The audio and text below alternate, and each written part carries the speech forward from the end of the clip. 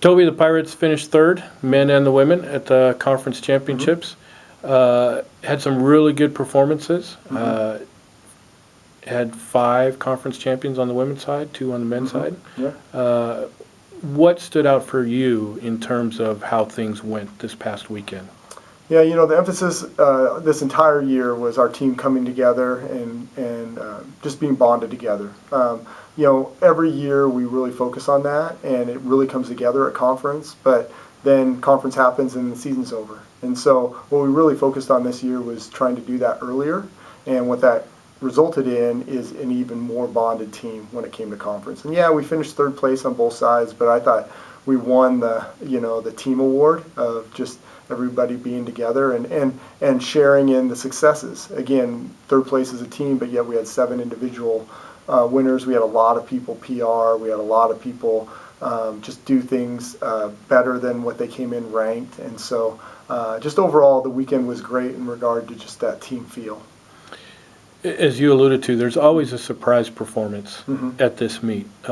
Is there one or two that particularly stood out for you that was that you really enjoyed seeing? Yeah, again, there was a lot of them, and a lot of people competing. Again, it's one thing to race or to throw or to jump, but the other is to compete. And whether it was, Nicole Jordan, first year here running the 800, and she's a heptathlete at her previous universities, and she goes out there and wins the conference championship in the 800.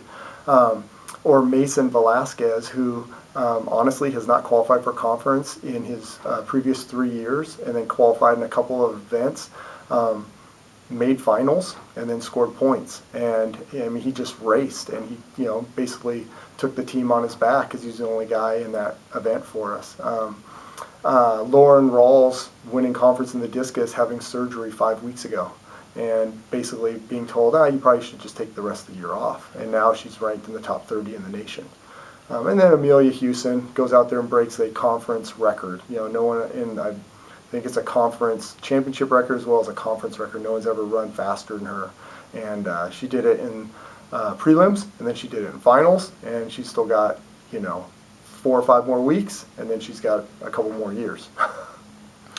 And talk a little bit about that. I mean, we had some folks going in who had the number 1 mark going in. So there's nowhere to go but down.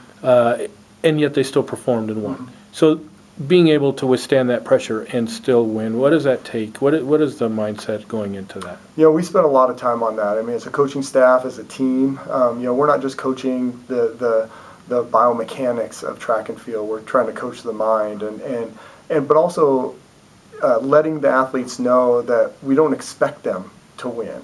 We want them to win. We believe they can win. We're going to put them in a position to win, but we want them to go out there and enjoy it. And that's what they did, and that's why they had success. There's still a little over a month left of season for track and field. Yeah. What are you trying to accomplish over these next 5 weeks? Yeah, we've probably got about 20 athletes continuing on out of our 77 on the team, and so we're going to go take the weekend off this coming weekend, just train for a couple weeks. We'll go down to Oregon. There's 3 meets we can hit in 2 days. University of Oregon has a meet, and then there's a meet at Linfield and at Lewis and Clark. It's the Portland Twilight, and so we're going to try to get some good marks in that meet or that weekend. And so we got 2 weeks to get ready for that, and then we'll have a home meet the following Wednesday, and then go back to Oregon one last time, and then maybe go down to George Fox for a last chance meet. So really, in like you said, a few weeks, but a lot of opportunities, and we've got some people that can get some national marks.